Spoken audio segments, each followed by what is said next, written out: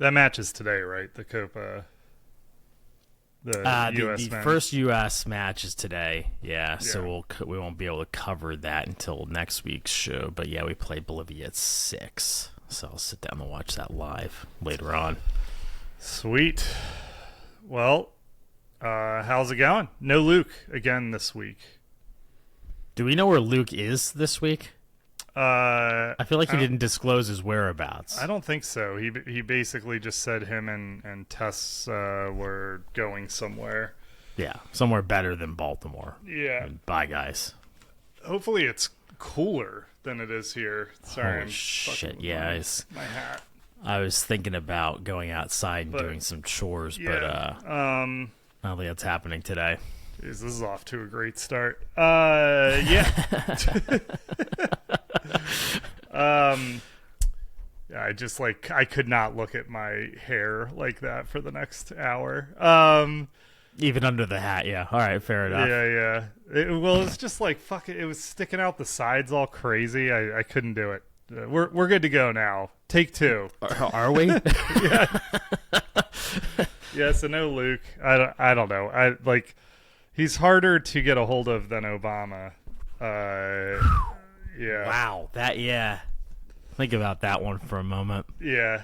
I haven't seen that guy in a minute either. Yeah, I think he's sitting this round out too, I guess. I used to have Obama on speed dial, but he doesn't return my calls anymore, man. Yeah, but yeah, sorry. You guys are just gonna have to deal with us again this week. But yeah, we've got lots to dig into. Euros are popping off. Copa America.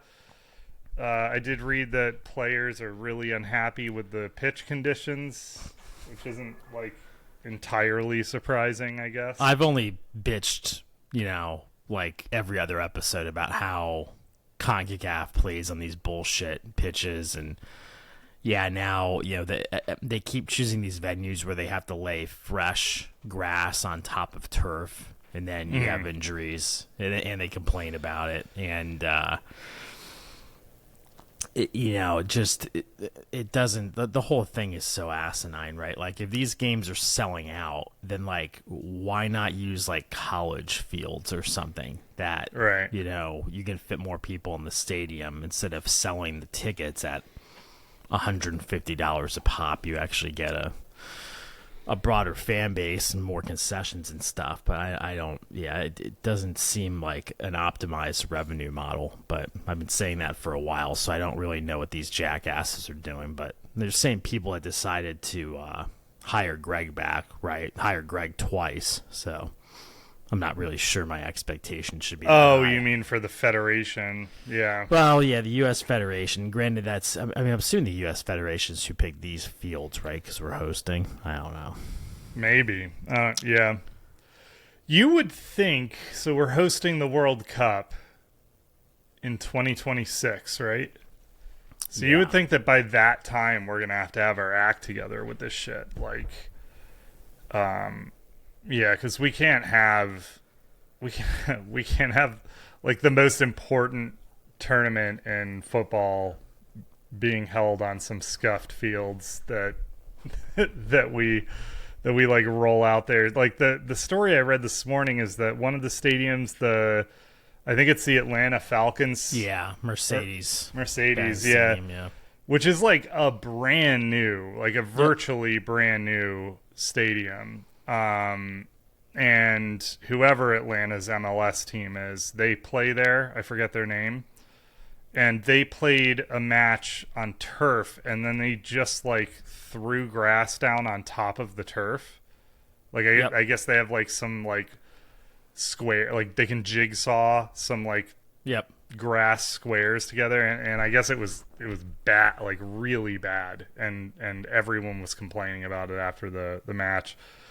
So yeah, I don't know what stadiums were selected for the World Cup, but we're gonna have to get our shit together before then, for sure. Well, and this was a prime opportunity to have I don't know, to to have a good experience of the fans, right? Like, it's not like it doesn't have the prestige of the Euros, and rightly so, because you got third tier teams like Mexico playing in this tournament, but at the same time, it was a chance to kind of, I'd say grow the game in a sense, especially as it pertains to CONCACAF. But it's a missed opportunity at this point. And another black eye on, just the general cluster that is us hosting games. Yep.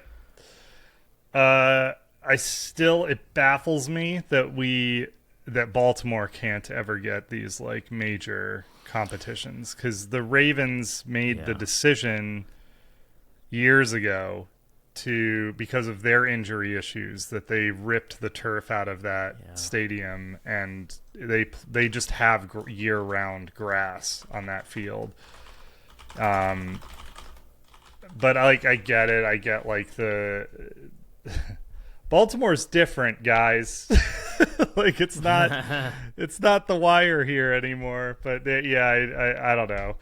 I mean, it's close to a bunch of different metro areas. Like Philly fans and DC fans could come here, and I feel like the field conditions are pretty great for this sort of tournament. But yeah, I was really disappointed that we didn't get any of the World Cup fixtures here. That would have been pretty sick to ride my bike to M&T and watch a World Cup match. But I think I'll have to go to Philly for that. Yeah, and I wonder, like, it's tough to get this information readily, but it looks like, at least as it pertains to FedEx, they would have had to remove seats to fit the proper width.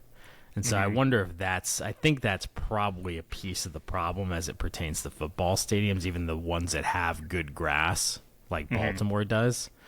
But again, like, this is shit that, like, somebody needs to be able to figure out, right? And better yet, like, you're building these stadiums with World Cups and major tournaments in mind. Like, it's not that hard to make modular seating. Like, it's 2024. Didn't we? I thought you and I years ago went to a World Cup qualifier at M&T. Like, haven't they had? I know I went to a U.S. game there. I want to say it was a friendly against like Iceland or some shit. Unless I'm remembering something entirely different. I know I went games. I know I went to a match there. I don't remember if it was competitive. I think the problem, though, right, like that, connecting that to what I just said, like, and I've bitched about this before, is we play on these non-max width fields in the U.S. for these like important games, whereas like everywhere else in the world, they're playing in soccer stadiums where it's max length, max width, right? And so like the trade-off is the field, like the grass quality versus the size of the pitch for like, but like there shouldn't be a fucking trade-off, especially for the World Cup or the Copa. But yeah. Well, let's switch gears. Let's go through, I suspect most people care about the Euros. So how do we want to tackle this? Let's first question I have for you. Early impressions of the Euros so far. Who do you think, who's in pole position for you now? And then who has surprised you and who has underperformed? So pole position, who's impressing you right now? So I think, Germany is probably the only team that's come out and done what they needed to do and done it convincingly in the first two games. When I think about, I want to call it the top four teams, if I were to seed them, right? Like, I think that all the focus was on England, France, Germany, and Spain to a large extent. Yeah. And to me, there's still a clear line between those teams and those below them, right, in terms of competitors to win this. Now we can talk about how that's shifted and changed a bit, but Germany, I haven't seen like any flaws, and they've looked very good. They seem like we talked about it, like they have a ton of depth. They have a great starting 11. They have a good system. They're in form, right? And then there's question marks around basically everyone else, I think. Maybe less questions are Spain than France or England, but Spain's a bit tricky, right? Like they're in this transition period between playing tiki-taka that we talked about and playing this more like free-flowing attacking game with pacey, gifted wingers. Yeah, as maybe the focus area of the team. I think they're still kind of building into like what that looks like, but definitely why do really you think good that? there. Why do you think they're building into that? They look fucking lethal. I think sometimes, like we talked about, like there's this propensity to force it down the wing. Like they'll just bomb balls at Nico Williams, and he hasn't necessarily gotten on the end of like better than 30 or 40% of them. Like I think there's a lot of wasted possession that I still see that they can optimize. And then to your point, I think they're going to be really fucking good once they kind of figure that out. But I think it's still new to their identity to an extent. But I think, again, they've by and large dispelled questions, and so I think you can make the argument that Germany and Spain have kind of been the ones that have come out and looked like the front runners to this point, based on what they've put on the field, at least. Yeah, so for me, it's been those guys and then everyone else, basically. Like, I feel like they've been really impressive. So those guys being Germany and Spain. Yeah. They've been the ones who have come out for me and done what they needed to do and been relatively convincing about it. Yeah. I would say that the Netherlands and Portugal have a lot of talent and have performed pretty well. I think both of those teams still lack some refinement in certain areas. Portugal maybe like going out and getting the first goal sometimes isn't as efficient as it needs to be with them. And then I'd say the Netherlands, their finishing just still isn't good enough. I don't think they're going to get there. Like they have a lot of talent on that team. They miss Frankie de Jong for sure in midfield, but a bigger problem that is they don't seem to have that killer instinct in front of goal that we talked about last episode. And so to me, like they're kind of still outside that top four in terms of potential to win this. But, we've seen other teams go on runs, right? Italy and stuff that maybe didn't have top talent that we know can end up winning a tournament like this. Yeah. So Portugal, they're through. So they have... Dude, they have a... They're stacked. They had a fairly easy group. Yeah. Georgia, Czech Republic, Turkey, Portugal. That's like, I mean, they should be comfortably exiting. Yeah, whether it's the state of Georgia or the country of Georgia, nice people, but not advancing in this tournament. Yeah. I mean, Georgia has at least one world-class player, Kavica Kvaratskhelia.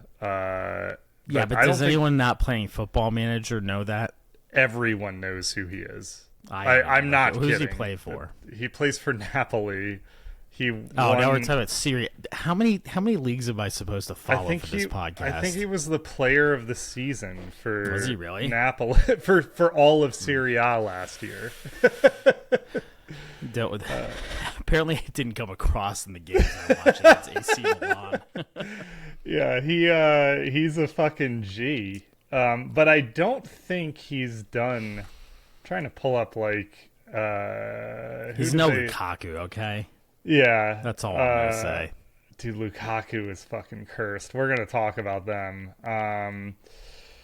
Yeah, they're using this bizarre formation. I don't think Kvaratskhelia has been able to be very effective for Georgia in this tournament.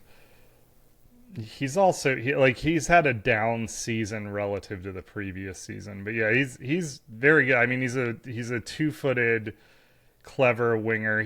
I've talked about him on this podcast before. He's referred to as Kvaradona at Napoli. And Liverpool look to be in for him for £90 million, if that gives you a sense of like the level that we're talking here. He like, this is not some obscure football manager guy that I'm like pulling out of my ass, but they're another real melting pot of diversity, huh? Like 18 of them have the same like last 4 letters to their last names. Do you remember when South Korea, like everyone on their team's last name was Kim at the World Cup? Yeah, that's great. Like looking at that's this team sheet too. Yeah. Anyway, so the point is Portugal should have been comfortably advancing, and they have. I think that they have a little bit of yellow card trouble. I think if I remember right, when I was watching them yesterday, the announcers pointed out that a few of their players will face a ban in the next fixture, but they won't care about that because they're already advancing. Although they, how comfortable are they at the top of their group? I guess a draw guarantees them the top of their group, it looks like. And they're almost, they could even almost certainly lose and still finish top of their group.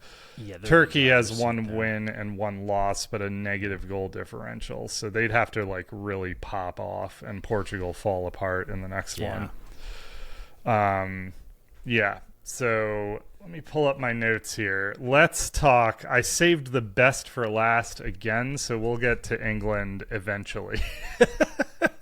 But the best is in, I think we'll have a lot to say. I think the most controversial. I mean, you could, that or the ghost of Mbappe, but yeah.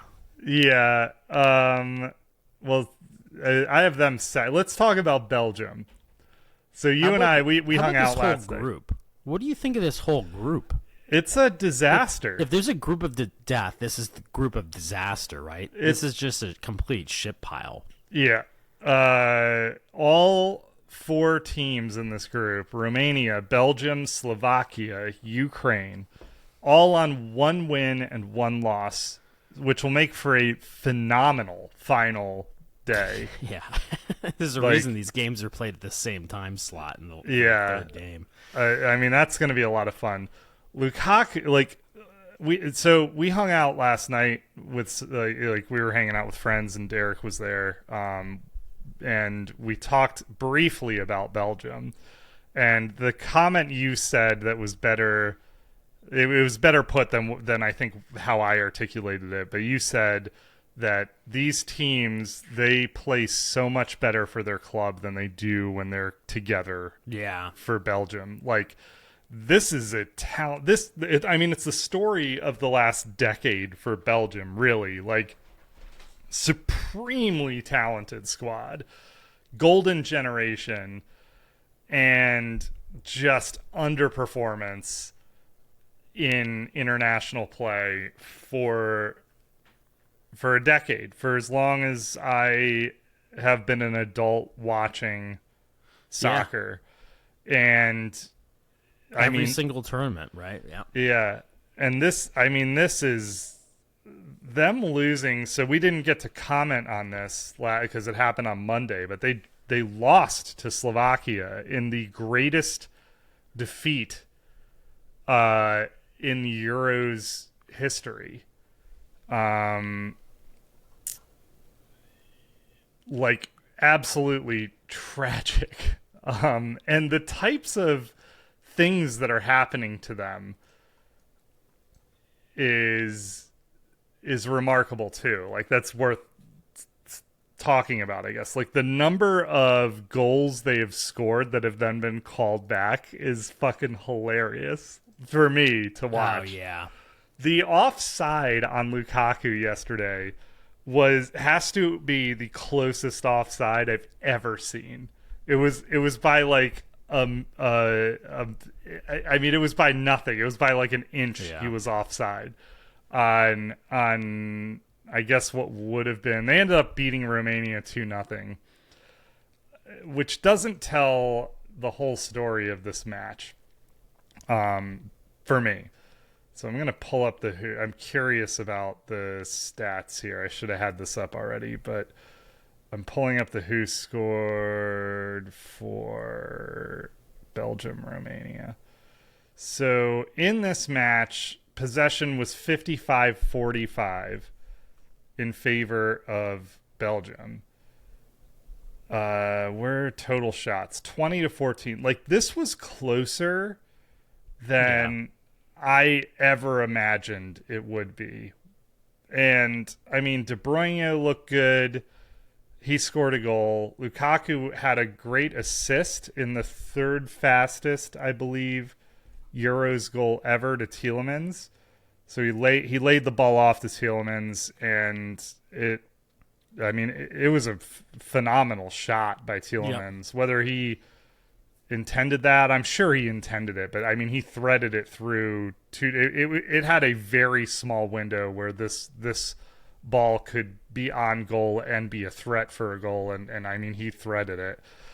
So that was a great goal. De Bruyne's goal was great. Lukaku, I think, had 2 goals called off in this one. He might have had 2 or 3 in the previous one. But Romania were up for this. They looked really good, for much stronger than you would expect against a team as stacked, seemingly stacked as Belgium. Yeah. And I don't know. So did you have any other thoughts on them? No, I still think they're under. I mean, as we said, there's a couple players, Doku, De Bruyne, Tielemans, that are playing at a world-class level, and maybe you can. Lukaku has such an unbalanced game, right? Like, he had a great assist, and then everything else he's like pounding at the goalie, and then I don't know. Like, it's just. I mean, he put 2 in the back of the net that were called back, I think, and the one where he was offside. I mean, the goal that was called back where he was offside. Yeah, it was a good finish, and it's good striker play. I mean, he was an inch from being onside there. He nearly perfectly timed that run. So maybe they woke the fuck up in this game, and that's going to continue. I don't know. Maybe they were just asleep in the first one, but we've seen this out of them so often. Like, you see Trossard come on, and it's like, oh, I'm playing for Belgium. I guess I just forget how to cross a ball now. Can you think of Trossard had a howler of a match, and they will have to play him in the next one because I don't know how to say the dude's name. Luke Bacchio, I think is his name. Luca Bacchio. Luca Bacchio. That's how you say it. Yeah. So he picked up a second yellow card. So for in this tournament, 2 yellow cards and you miss a match. And so they will have to play Trossard out there. Or Doku out of position. But yeah, I think didn't they play Doku out of position the first game, and that was a shit show? I don't remember. I thought they started Trossard and Doku was in position. I could be wrong. But anyways, they're going to have to play one of them on their wrong side, right? So why? Oh, you're right. Yeah. Well, Doku and Trossard prefer the left. Yeah. Both of them, right? But to your point, they're the 2 best remaining wingers, like, by far, unless you put like Carrasco up there or some shit. But I don't think that's happening. Yeah, I'm trying to see. Oh, you're right. They lined Doku up out of. Yeah, and like he looked like he was fucking lost in that game. And maybe that was just the game. I don't know. He seems like he really prefers playing on the left. Trossard, I thought, was a little bit better, like flexibility wise, but he looked like he never crossed the ball with his right foot in his entire career. Trossard ended the season in such good form too. Basically played Martinelli off the pitch. Yeah. And yeah. But that's enough about he looked terrible. That's probably enough of this lovely group that has very little chance of anyone winning an elimination game, right? Before we move on, a thought I had while watching this match is there anyone else? Are there any other players at the 9 that play that position the way Lukaku does. There used to be more. There's not many. Not many now. Like the big body 9 is. Dude. Like he just breed. bodies defenders like I don't see anyone else. That dude for Hungary that looks like he's on my diet probably could play that way, but outside of that, the dude from Hungary. I want to say I think he's playing as their super Sheshko? sub. He's like 220 pounds, which I was like, what? I don't know who we're talking about here. Let me see. But anyways, yeah, there's not a lot. Certainly, Cristiano is not in there like, trying to shoulder shrug people out of the box to lay the ball off, right? Sheshko doesn't play for Hungary. I don't know what I'm talking about. Depay, is an example, right? Some of these other guys are all kind of like finesse, like step over strikers, and Lukaku's definitely kind of a throwback. Yeah. I mean, he can turn and run too. Like he's a powerful runner. Yeah. I mean, he nobody was catching him when he attempted to break the offside. Yeah. But he also I can't think of anyone who plays with their back to goal as effectively as he does, I guess. That was a crazy layoff for the assist there. I'm trying to figure out who would have come on I'm trying to find this striker that you're talking about. When did Varga come off? Varga came off Gazdag? Who was Hungary's absolute unit? Martin Adam. Yeah, Martin Adam is the guy. Martin Adam? Has he? Oh, he has. Come on. Okay. This doesn't even have his weight. He's a hungry striker, just like me. This doesn't even have his weight. You're not a striker. No, 190 pounds. Dude, he is an absolute unit. Look at this guy. 6'1". He hasn't come across my desk in Football Manager. Let's say that. Bad. I've got 20 pounds on this guy. Imagine I'm gonna get fucking shamed tomorrow night. All right. Who do I have next time I know? Oh, France. I actually did not catch their second match. They drew right to Netherlands. I'm assuming you watched this. Yeah. I either marked this to watch. France.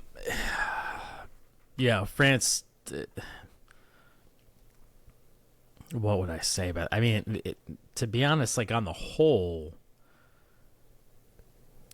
I would say it was a fairly balanced game, and the possession wouldn't tell you that, right? I mean, I think France had 62%. Yeah. But, I think they really couldn't figure it out, like how to score, or how to even take like really good chances. Like there were some shots, in particular by like Dembele, I remember. Griezmann, that was a real struggle for him in this one, right? Like they really couldn't figure it out. And like it's funny because all the pundits are like, well, even without Mbappe, like there's plenty of people on this team figure out how to score. Like, nah, as usual, you dumbasses are wrong about everything you're saying. But you would think that they would have had a good advantage of this. And in fairness, Netherlands played another good game, and it's not like they don't have a world-class team. And, having Van Dijk and De Vrij back there, like, helps mitigate that. But France should have done better with this game for sure. And it can't just be, Mbappe has a little boo-boo, so it'll be fine later. Yeah. I'm trying to find... Not to mention, your stud coming in as a super sub at striker, I mean. Giroud? Oh, man. I love a Giroud shirt swap. Kit swap at the end of the game. Yeah. Dude. Yeah, sorry. I had to bite my lip for a minute. premium content coming to server. They are stacked, but are they just not as stacked as I mean, thought they like, were? Giroud is past his prime, right? Yeah. So they don't have like quite like I'd say a super stud coming off the bench. You can also question like what was the wisdom of playing this 4-4-1-1 or whatever it is that they lined up in, right?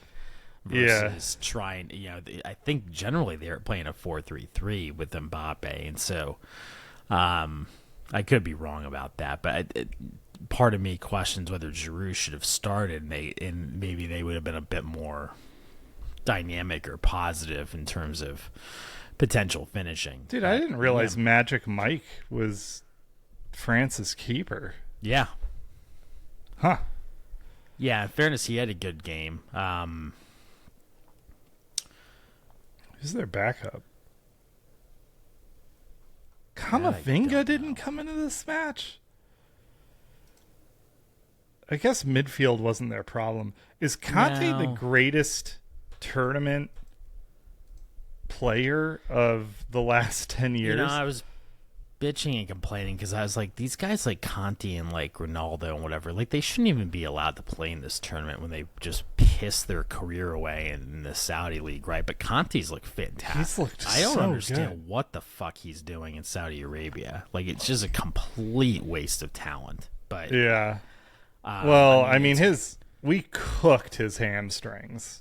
But he looks completely fine. And so maybe that's the thing, right? Like he can just kind of trot around for like 8 months out of the year and then show up to tournaments and kill it. Like, fair enough if that's how he's managing it. It seems like it would be hard to come in with the right fitness and form, but like he had no problem doing so. He was the one piece that kind of like kept them ticking along. It had a big impact on that 63% possession, but doesn't help if Griezmann's tripping on the ball in the box and stuff. So yeah. Some big questions with France given the level of talent there. I mean, I think part of me is like, if Mbappe didn't need surgery, right, and it's just like a pain management thing or whatever, right, or like what's the risk, right? Like his nose gets displaced again. Like, okay, you're a professional athlete, like wear a mask. Well, he might not be able to reset. breathe. Might not be able to breathe if it's too swollen. Yeah, like it might have just been too soon, and the swelling, like his nose could be closed up and he can't breathe through it. Like you're nowhere near as to breathe through, right? What? Humans have mouths to breathe through. Yeah, you're not as like the science is such that like you're just not processing oxygen at the same rate if you have to breathe through your mouth. But like to me, he could have played 10 or 15 minutes at least. But it probably doesn't matter. Like this wasn't maybe that's the argument, right? Just save him. I don't know. Yeah, like so they need to win the next one. I will say this though, right? Like I think that Messi, Ronaldo, players of that caliber with that mindset would have said, "Fuck you, I'm coming into this game." Right? Yeah. And you wouldn't be able to keep them off the field. Yeah. And it's different if it's like a leg injury or something else. And like, sure, it's going to impact your performance from a breathing standpoint. That's absolutely true. But like, I just don't understand what it would take to have to keep somebody like that off the field that can have that kind of impact, even at 90% or 85% or 70%, whatever it is. Yeah. So, counterpoint, at least who scored has Rabiot as the man of the match. And he was effectively playing the Mbappe. I mean, he was playing left wing. Yeah, I mean, he's not really a winger. But yeah, they set up in this way where he was working that flank. And yeah, he did have a good game. I would say conversely, Dembele was slightly further back from where he preferred to be and did not have a great game. I didn't even watch this fucking game, and I'm playing like I'm like questioning Trying your to dissect it. I'm dissecting your takes on this game from a who scored sheet. Yeah. You're like, I'm reading here, Derek. Yeah. I don't know what you saw. Yeah. Well, okay, so here's the point I'll make. I hate Mbappe as much as the next guy. I think he's an ego the likes of which I mean, Ronaldo is an ego. I'd say that they're like nearly similar levels of ego, but Ronaldo's ego is earned. Like multiple Ballon d'Or winner, won a Euros for Portugal with like nowhere near the caliber squad that other like Ronaldo has done it. And I can't stand the guy's personality or ego or whatever, but he is a legend of the game. He's a living legend of the game. And but broken nose is no joke. Like if you can't breathe, you can't run for you can't rise to the occasion. Here.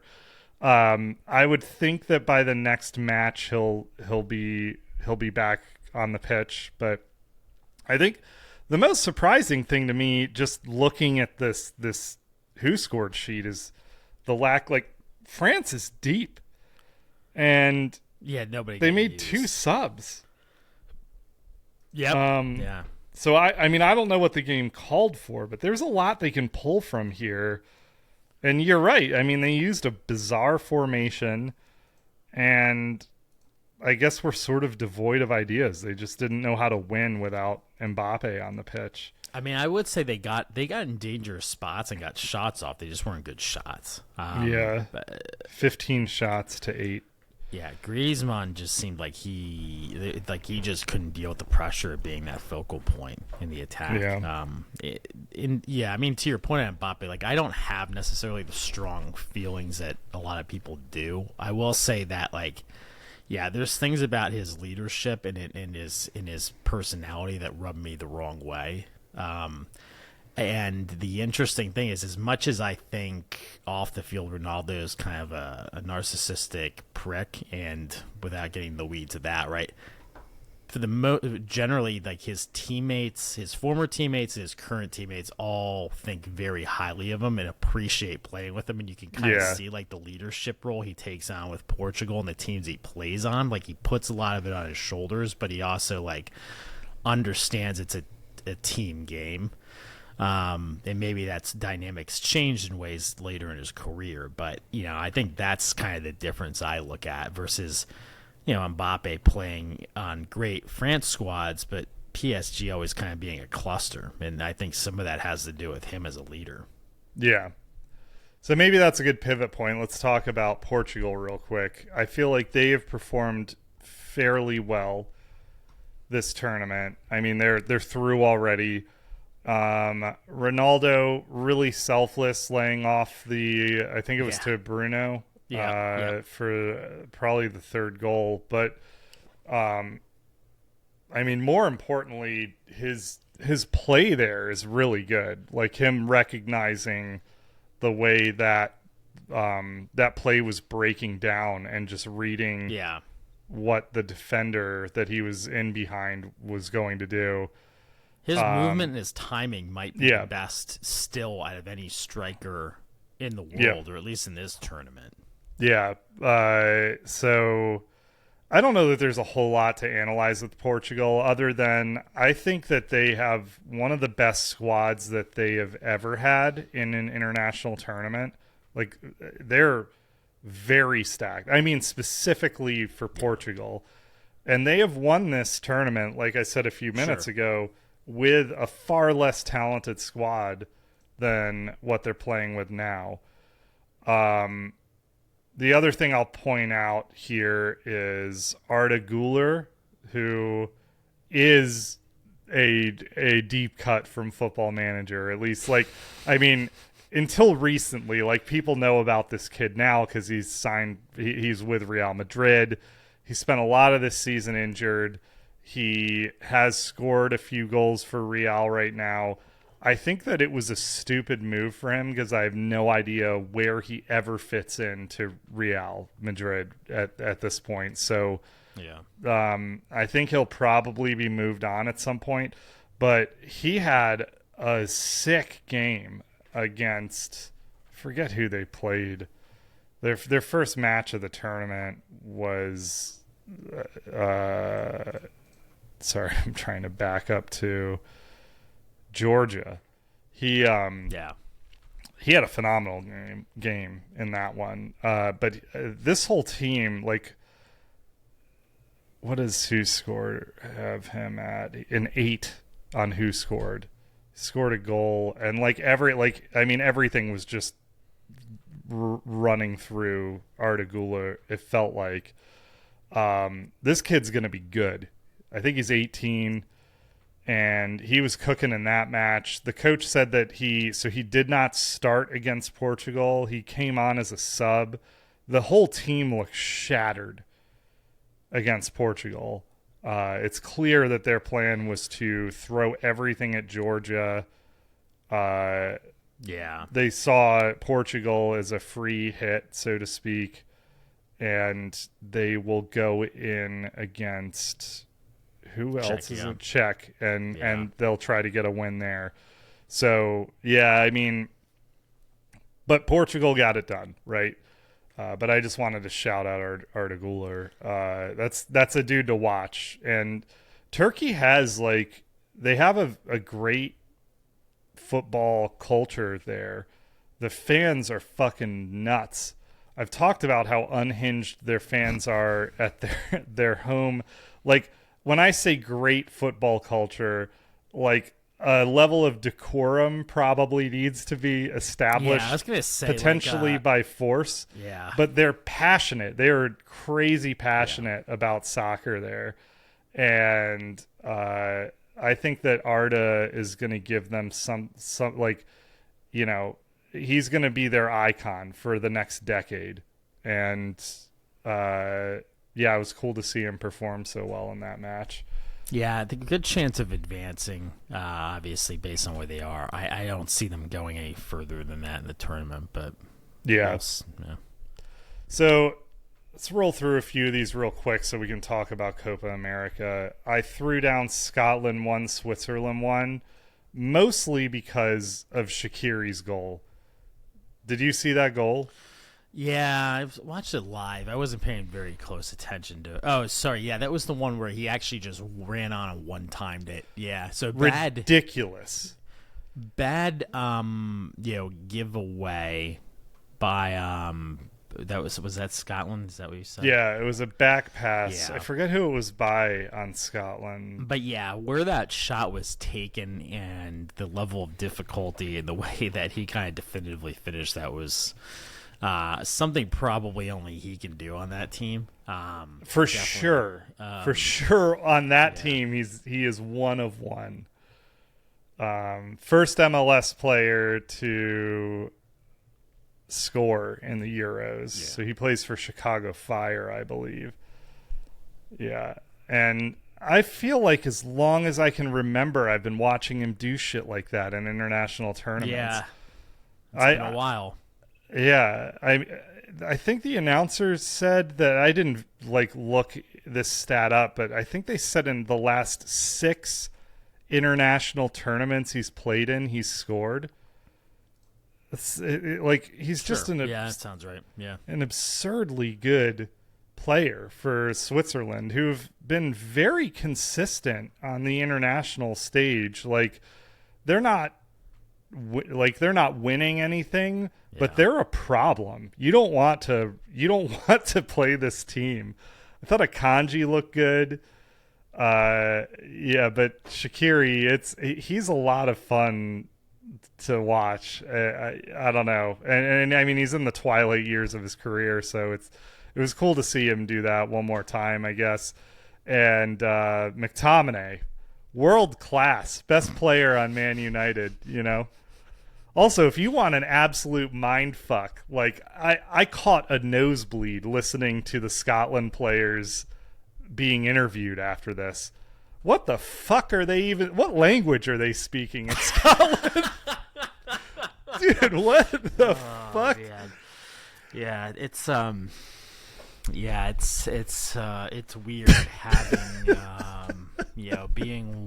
being one of maybe like, I don't know. How many countries are there where English is the official language? I mean, there's like, anyways, whatever. Us and maybe 2 other countries, and none of them being Ireland, Scotland, or England, where anyone speaks any recognizable version of English. Yeah. But, yeah.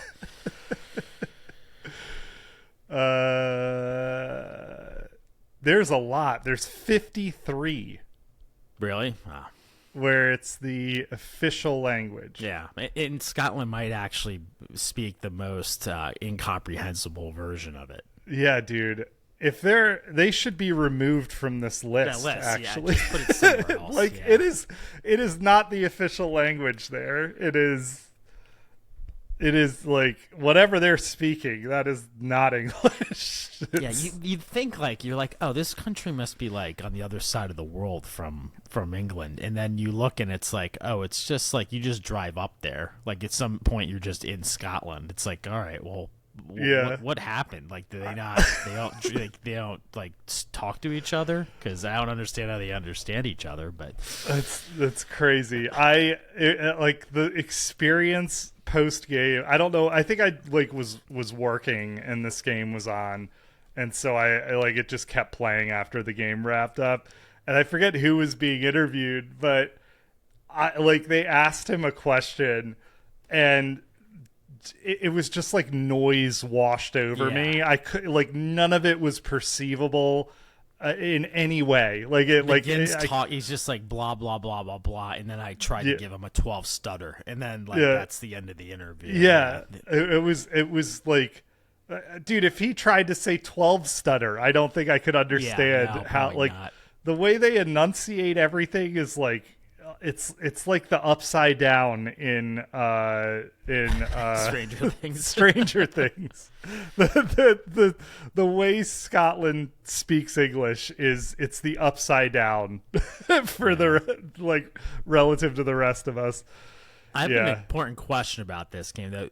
Who do you think the dirtier player is at from a holistic standpoint of their careers between McGinn and Son? And Son? Yeah. Son, for sure. Okay. But not McGinn, even close. I don't think it's even close. McGinn seems like he's given it his best effort, like every time he's out there lately. Yeah. I mean, McGinn is younger, so he's got time to close the gap. Yeah. But, yeah, Son has been operating at lethal levels for years. Yeah, his kill count is just that much longer at this point. McGinn's 29. I thought he was a little younger than that. I think Son's 32. Hyunmin Son 31. Yeah, so they're like relatively similar age. Yeah, dude, look at this piece of shit. His this mug shot that he took for Tottenham. Fucking hate Son. Just wanted to get that in there, but yeah, you really know how to get me on one. Germany, I just wrote it's Musiala's world and we're living in it. I think that not Dortmund, Bayern paid $200K for Musiala from Chelsea. We suck at this. But yeah, Germany is actually, I'm going to save that thought for a second. We already kind of talked about Spain. Nico Williams, I thought in the first match that Lamine Yamal looked the more lethal of the wingers, and he still looked lethal in this match, but Nico Williams is giving, I don't know who the right back was, but they're going to have nightmares about Nico Williams for a while. And Cucurella is playing out of his fucking mind in this tournament. What was he given on who scored? against Italy. And Italy, I think I'm selling on Italy. Like they're I don't think they're very good. I don't know what's up with this team. It's a young team. They don't have a lot of chemistry. They don't look good. They look toothless. Donnarumma completely kept that, like, one of the games of his life against Spain. Cucurella was given man of the match on Who Scored. But there are rumors that Chelsea are considering activating. Nico Williams has like a 60 million euro release clause. The issue is that his wages are very high, and Chelsea are trying to keep this wage cap of 150k a week. And so I think that's what's been giving them hesitations. But if I'm them watching Cucurella and Williams play together on that wing, I'm thinking like maybe this is the move. Yeah. But that's a fair point. Yeah, Cucurella is an absolute pest. Like a fucking nuisance. He's like a tick. It's crazy. He's like a little kid that somebody gave a cape and told him he's a superhero, and he believes every ounce of it. Yeah. Like he's just out there doing his thing. I want to know, so he had a terrible 2022 to 23 for Chelsea. He was awful. I mean, like, looked like he didn't, and I was very critical of him. He looked like he had never played soccer before. Yeah. Like, it was that bad. It's no exaggeration to say that he looked like one of the worst signings of all time. If they hadn't signed Lukaku also. But he looked so bad. And then he sort of started, and we almost loaned him to United. Yeah. Like, we almost loaned him to United because we were just like, this guy isn't it. And then we ended up keeping him because... United couldn't afford the transfer fee of $58. So they couldn't afford the transfer fee. They wanted to be able to terminate it mid-season, which they did with Reguilon. Reguilon? And then they Poch cup tied him to the Carabao Cup. And then we had him, do you remember, we had him playing at right back when Reese and Gusto were injured. Yeah, and our entire defense was injured. Yeah, it decimated. And that was the first time I thought he looked really good. And I was like, why is this guy so good at right back? And then he got injured. He did his foot and had to get surgery. And since he came back, he's been the nailed-on starter. And he is a man possessed for Spain. I don't know. Like, maybe... I mean, there's a reason that Man City wanted him. The reason we paid over the odds for him is almost solely because City were in for him. Yeah, right. Yeah, we were just like, we'll write the check. Yeah. But I'm really excited to see how he plays in Maresca's system next year. I think he's going to be very good. But, yeah, shout out to Cucurella. I was wrong about you. I've only been wrong once, and it's about Cucurella.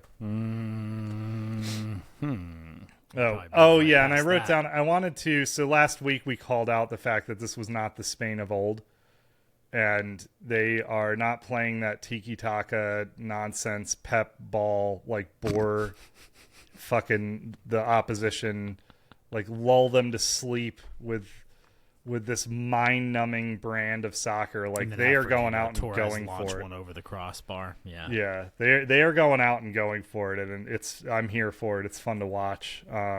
Did they have? Where is it? What were the possession stats?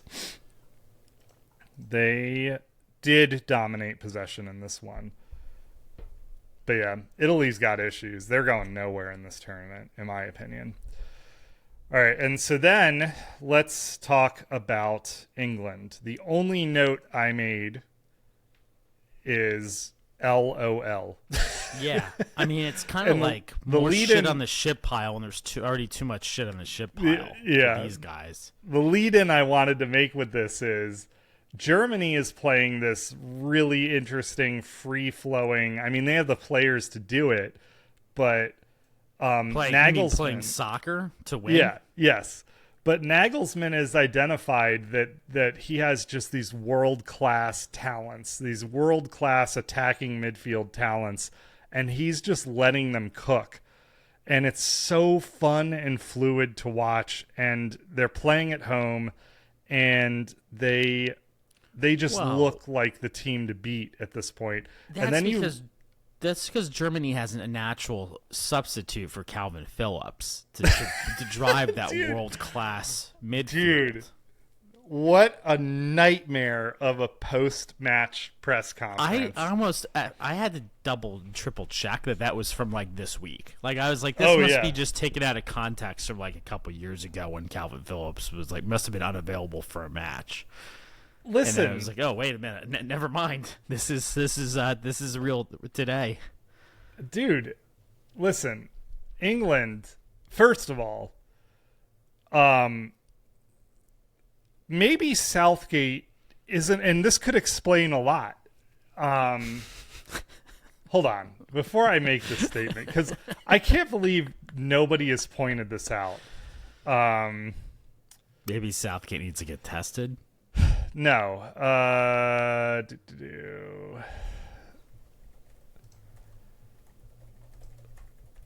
Before I make this statement, 22-23. Right. Okay. So I am in the clear to make this statement.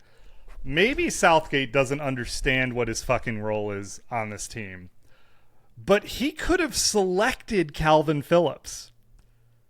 Yeah. Right. He selects the fucking squad.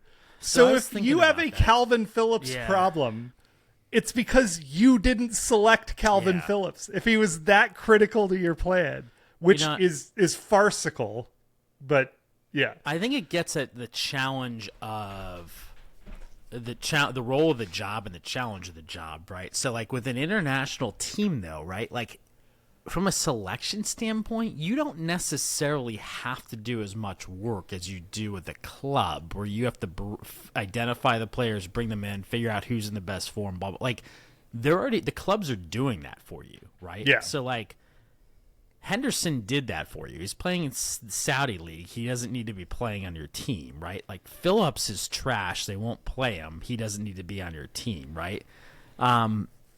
Now, it becomes more complicated with a team like England where you have so many players playing in top teams in Europe. Maybe you can make that argument that it's harder to figure out who to select. But, like, blaming it because you don't have Phillips, who you could have selected, but you took Alexander-Arnold because he is in form, but then play him out of position, doesn't... To your point, like I'm not really sure that's what your role's supposed to be. Well, there. Like you could have found another good central midfielder. He's a defensive mid.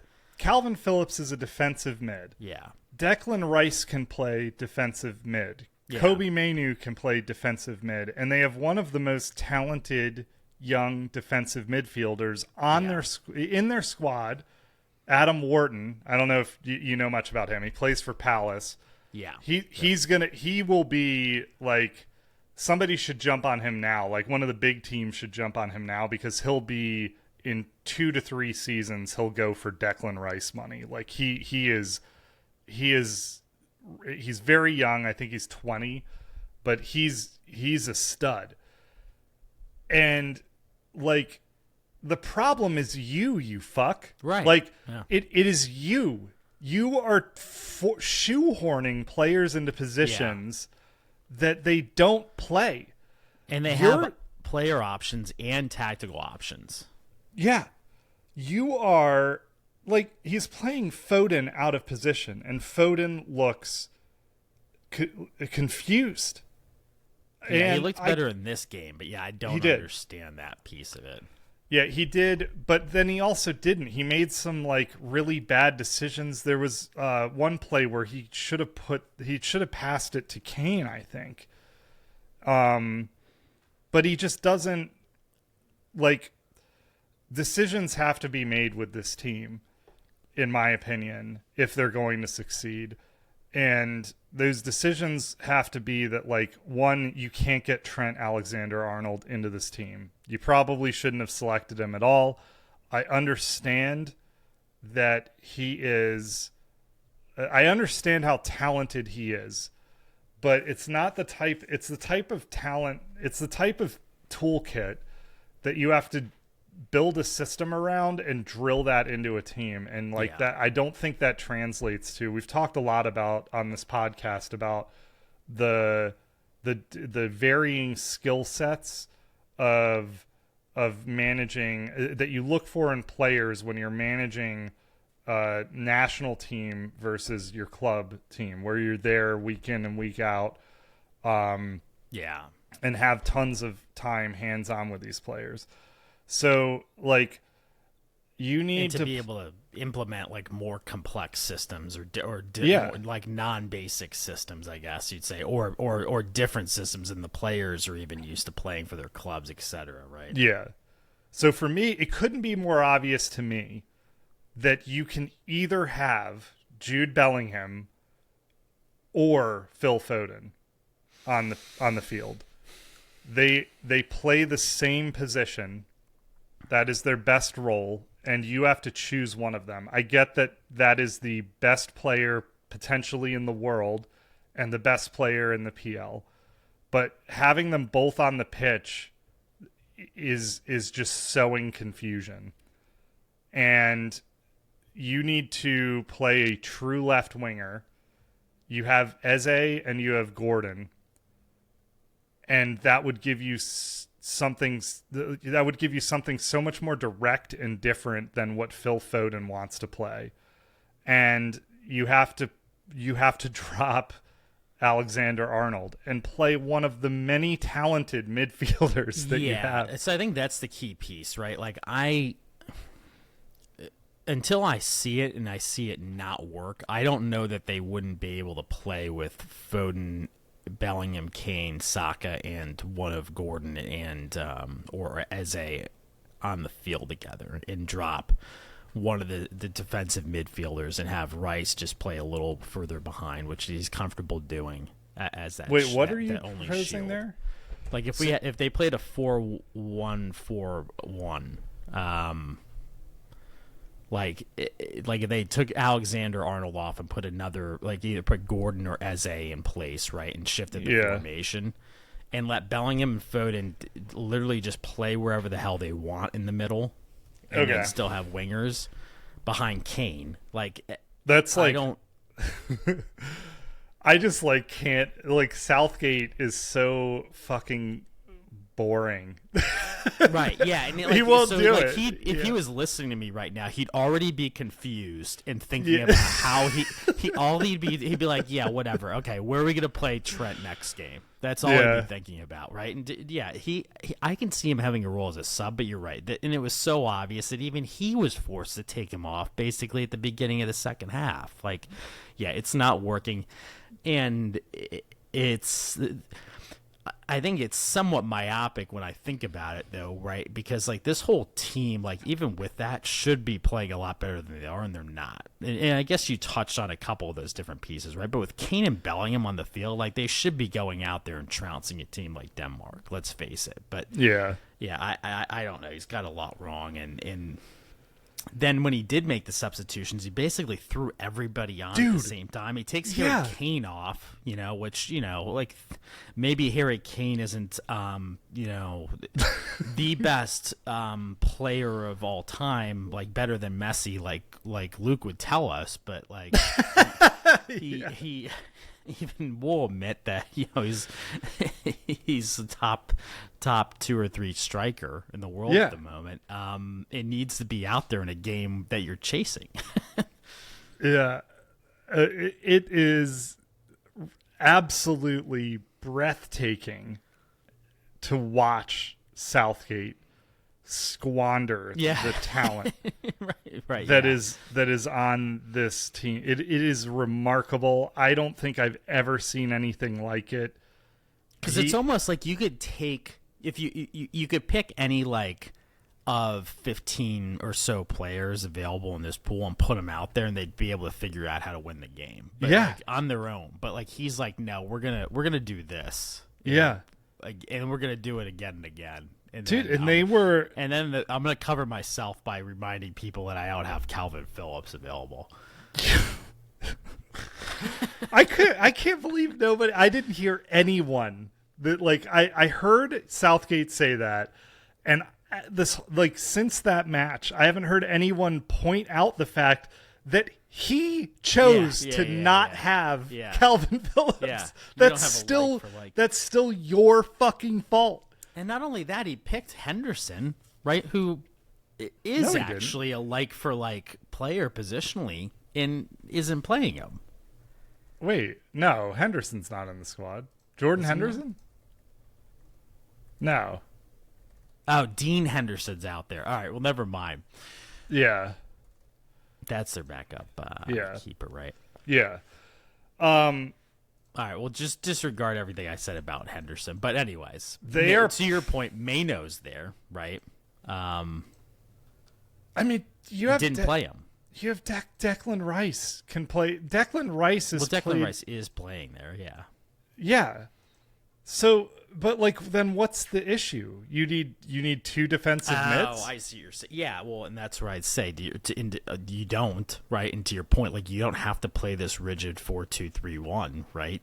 Like you can figure out you can play with just Declan Rice as a shield. Yeah. Or like you maybe put he's Manu that worried about Højbjerg just giving him the stick. Yeah, put Manu next to him or Wharton. Wharton is a phenomenal defensive mid. I was kidding. I think any of them could cover Højbjerg, but you know. Oh, I like. I'm looking at their squad and just like ignoring you and talking about what I want to talk about. Højbjerg had a really good Højbjerg or Højbjerg, whatever. I think it's Højbjerg, but yeah. Yeah, he had a great game. He made the he bossed the midfield against Declan Rice, Jude Bellingham, and I think like Gallagher was on for a bit. Yeah, he did. Trent was on. Yeah, but to your point, when it came to substitutions, it was just like okay, like you know how an absolute fire sale. You know.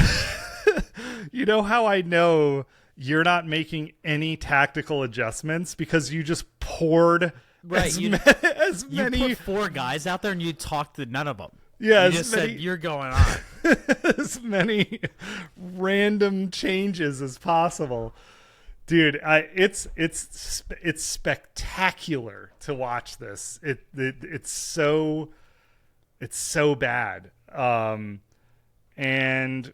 They're in all likelihood they're going to advance, but if something doesn't change in a big way, they're fucked.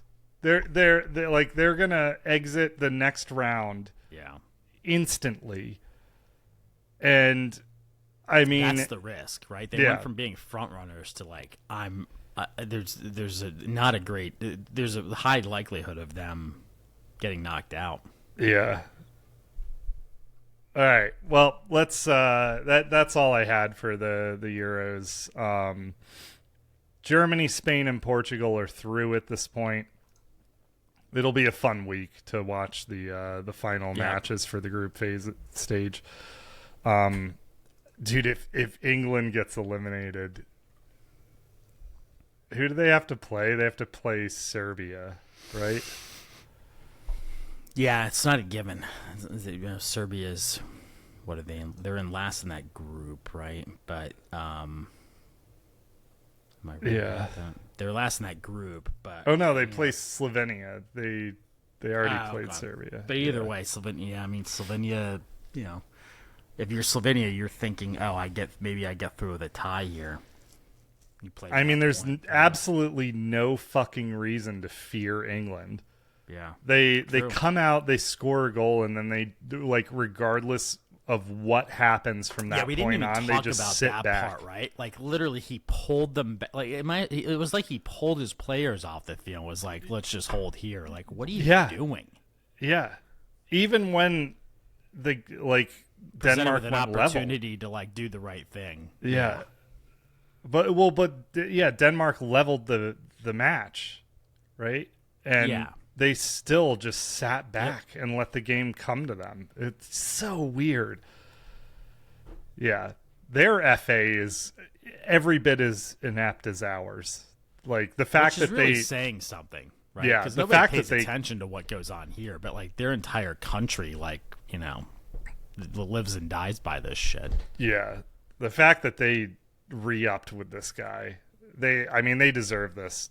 Like, yeah, this is exactly, they deserve to watch boring, like the most mind-numbing soccer that on the planet, and all the anxiety they feel. Watching the best players in the world just be a shell of themselves. It's got to be great to be a therapist in England these days. Yeah, like that's what you get. That's the Southgate experience. Yeah. Anyway, what do you want to talk about? You said you have some notes on Copa. Oh, I don't know. But we're going to talk about the Euros and Copa America. I mean, we talked about the field and the injuries with the Copa America. I mean, I'm mostly interested in how the U.S. performs in this tournament, selfishly. I didn't watch the Argentina-Canada game. I'm not surprised. I guess I'm not surprised, maybe a little bit surprised it wasn't a little worse, given the level of talent with Argentina. Argentina beat Canada 2-0. Their first games. I didn't see. Mexico wins 1-0 over Jamaica. Whoop-de-doo. I don't know. This tournament kind of needs to. I need to see some more games before I start forming some opinions. But yeah, Ed's in that match significantly. Edson Alvarez went down with what looks to be a significant injury. He's undergoing tests, but very important. Like one of the only decent players on Mexico's squad. That's probably the best way to put it, right? Like there's not many good players, and he's one of them, and now he's hurt because we threw him out there on some shit field. But. Yeah. So, yeah, I too will be what time do they play today? Like at 5? 6. 6, okay. Yeah, 6 p.m. against Bolivia. I'll be tuning in for that. Their group is Panama, Uruguay, Bolivia. I mean, they'll probably advance. We'll see. I am a little bit surprised that like Venezuela so like completely outplayed Ecuador in that matchup. Looking at the possession, it was 66 to 34% in favor of Venezuela. So it'd be interesting to see if Ecuador bounces back from that one. But we haven't seen Brazil play yet. Haven't seen the U.S. play yet. I don't think even Uruguay. I don't think Uruguay's played yet either. So, yeah, a lot of soccer to be played there. Trying to pull up the. I don't know if there's anything else to comment on there so far. Are you looking at who scored or Sofa score for that? I was looking at who scored for the Ecuador Venezuela game because I didn't catch that score line. That was the 20. That was yesterday. Yeah, I didn't watch this. I've been watching a lot of the Euros, but not so much the Copa America yet. Yeah, it was. Oh, so Kendry Paez. So this dude who started at the 10, it looks like, Kendry Paez is he's headed to Chelsea in a year. He's considered for Ecuador.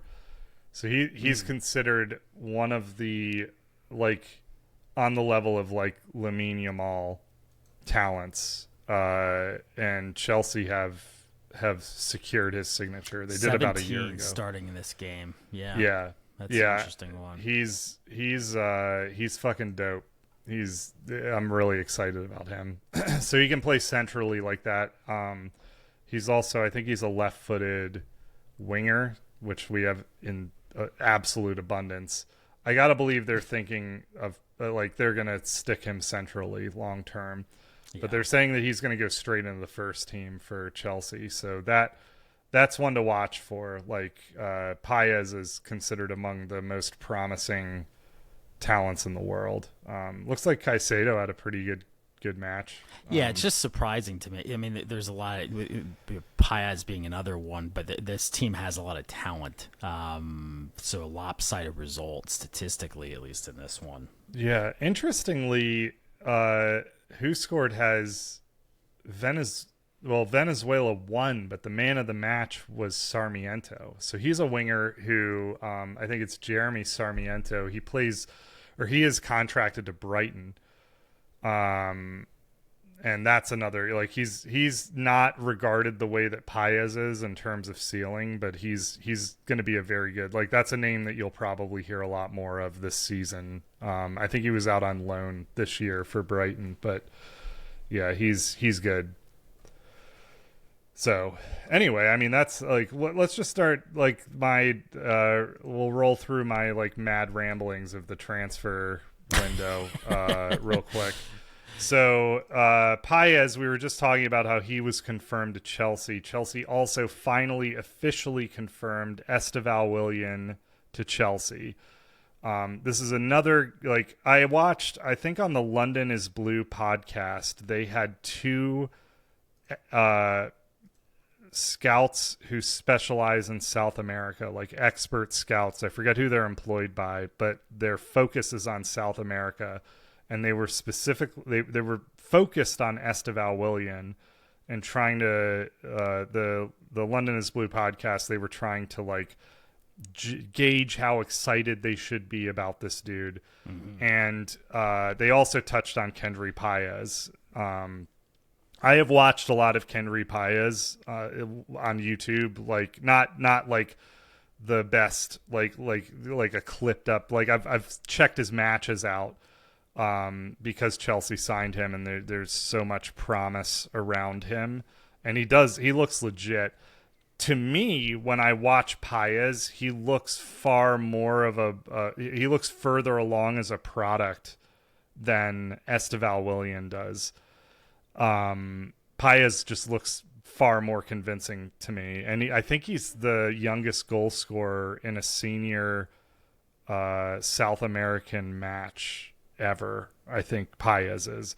Estevao Willian, like, if these scouts are to be believed, is the talent in the world. Like, everybody is, like, I think they specifically said everybody is really wound up about Endrick because he's been signed by Real, and he's in these friendlies, he's bagged these goals. He scored a goal against England, and so there are a lot of eyeballs on him. But their feeling is that Estevao is actually the better talent out of Endrick and Estevao. And so that's something to get really excited about. And Chelsea, they paid crazy amounts of money for him. I think that with escalations, they can pay up to like £60 million or something like that. I think the initial fee was 40. And so, I mean, they are really paying a lot for the promise of this guy. So that's one to watch. And Chelsea have said that next summer, so like we'll get through this next year, and then the following summer, they expect Paez and Estevao Willian to go straight into the senior squad for Chelsea. They will not go out on loan. They're integrating straight in, and the expectation is that they'll be starters. So yeah, I mean, it reminds me of we've had success with a certain other Brazilian winger by the name of Willian, right? And so it'd be it'd be fantastic to have somebody to have another run like that. And certainly we talked about that being a position of need. With this signing being cemented, it does kind of suggest to me that if we want to get the best four attacking players on the field, it probably makes sense to still sell Gallagher at this point, because I don't see us playing Gallagher, Enzo, and Caicedo at the same time much this season with who's available. Well, this season we will. there's a possibility that we would this season, but not beyond that. Not beyond that. But yeah, the bigger issue with Gallagher is that he doesn't. Maresca plays a control style of soccer, and Gallagher's success is in like counter pressing. Yeah, like you've lost the ball. Like he's a perfect Pochettino player where you're playing like the whole thing is madness, right? It's the opposite of control. You're trying to cause mayhem. And so that's not to say that Gallagher can't learn to play in a Maresca style system. We don't know. But we'll see. I don't think Gallagher is going to go this season. I think that he is like, I'm just going to run my contract out if you guys won't put a offer in front of me. And I mean, that's his right to do that. And I think the Chelsea fans unveiled a Tifu for Gallagher against Tottenham. And that was very significant. The fans love Gallagher, and they know Rightly that this. So, yeah. What? Rightly so. I mean, based on what the role he was forced into, in particular this season. He was the captain for the whole season. Did tons of media. Is making next to nothing right now, and just loves Chelsea.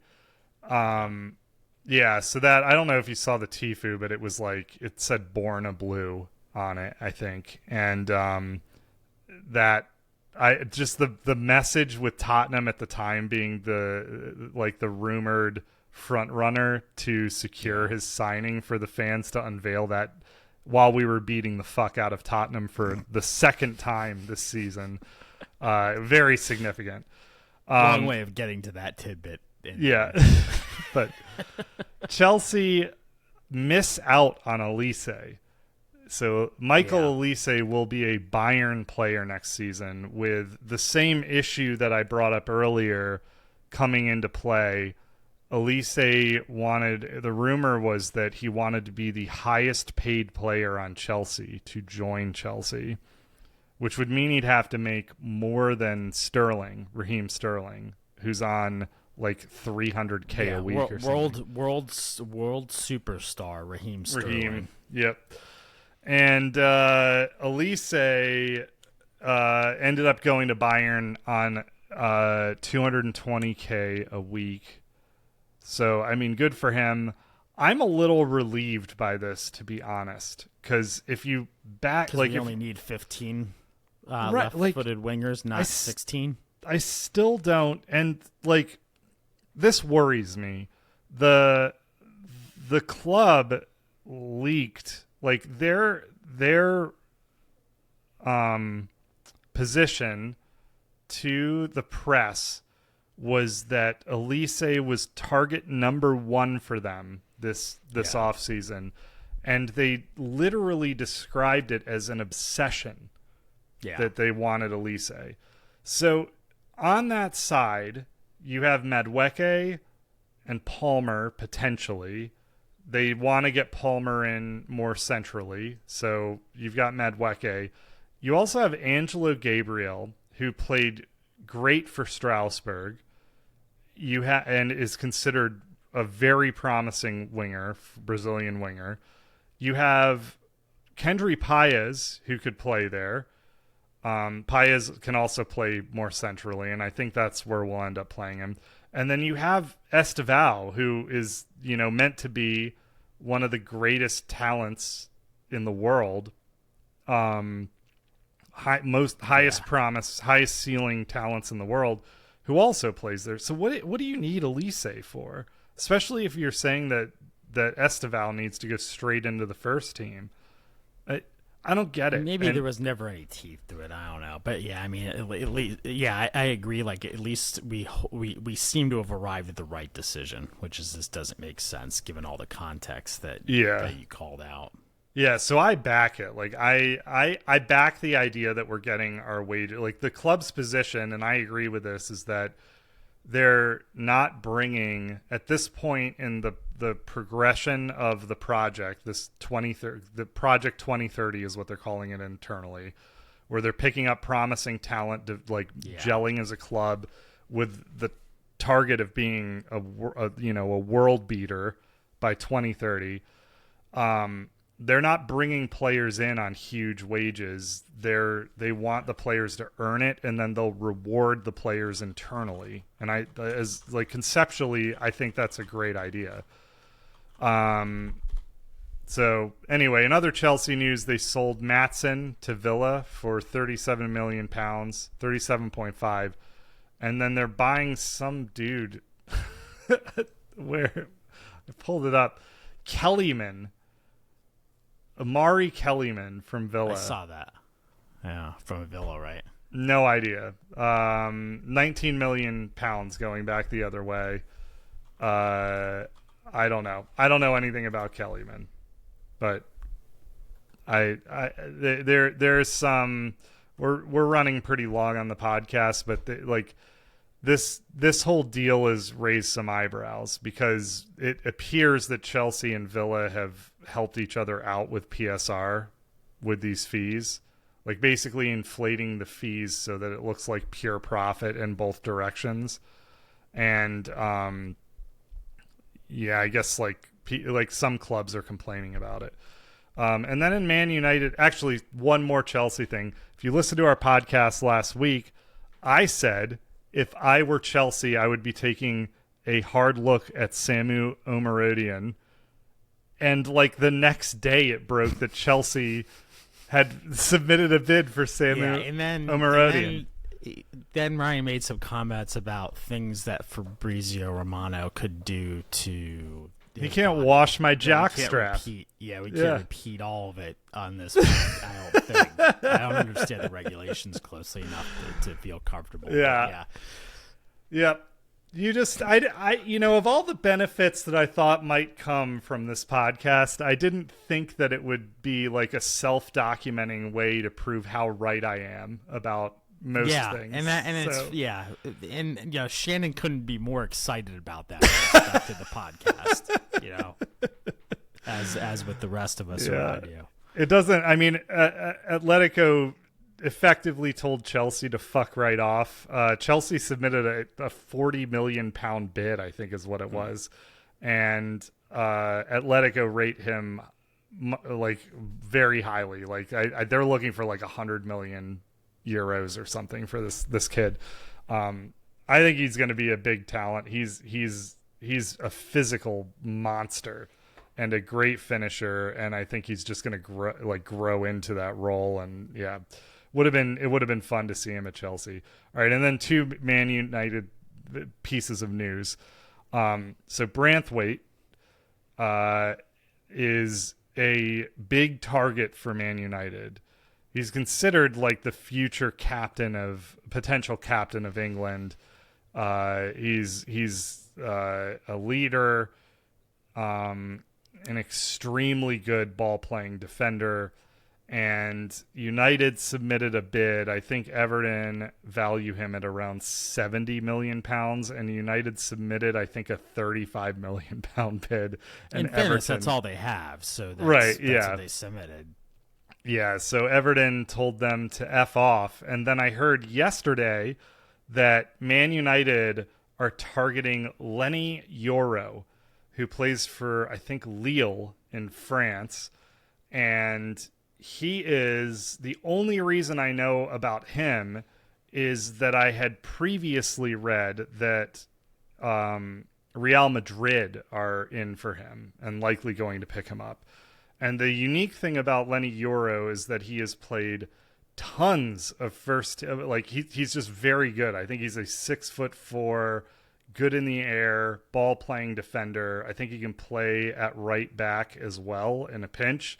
And he's very young and has tons of first team minutes and looks really composed and just very, very good.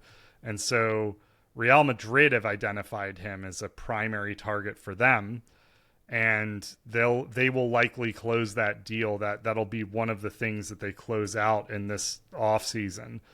But the fact that Man United think that they can go in and compete with Real Madrid for this guy is like just the lunacy of that is why I wanted to point this out. Like, if that is real, I don't know how real that is, but they're fucking kidding themselves. Yeah, there's like 5 or 6 players that need to be sold from this team before anyone would consider coming there. Yeah, as a promising project, dude.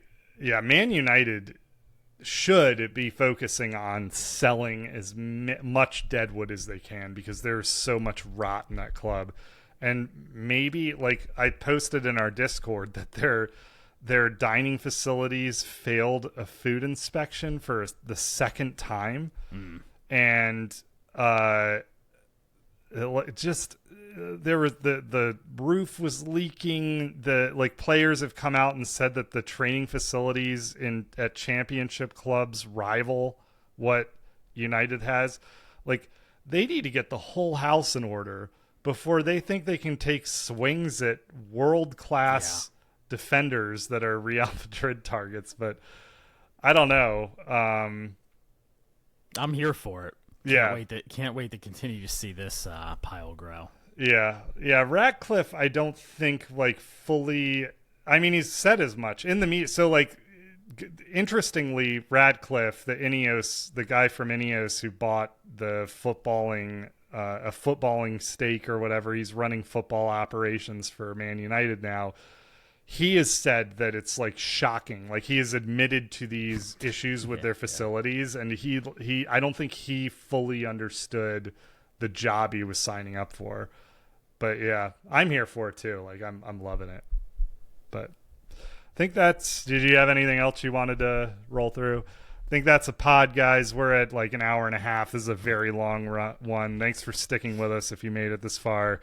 Check out our Discord. We are talking shit in there all day long. Tom Ryan chimed in to tell me I posted something in the wrong channel yesterday. Should we just make him an admin? Who the fuck are you? What next thing we're going to see Chris Dibble chiming in. I don't know if you noticed this, but I put the poop emoji next to the Man City group. But no, I think we were treading in dangerous territory when we were commenting on De Bruyne getting pulled out injured right next to Mbappe. Mbappe's broken nose. Who wore it better. Yeah. Anyway, join our Discord. It's fun. It's obviously a very small group right now, but it doesn't have to be. You guys can join. Like and subscribe wherever you listen to this. Comments help. Ratings are phenomenal. And we'll be back next week with more Euros coverage. Might be a little later than normal. Derek and I are going to be in the middle of nowhere in Michigan until late Sunday, so we might have to record a little later. But we'll catch you then. Thanks for listening. Thanks, everybody.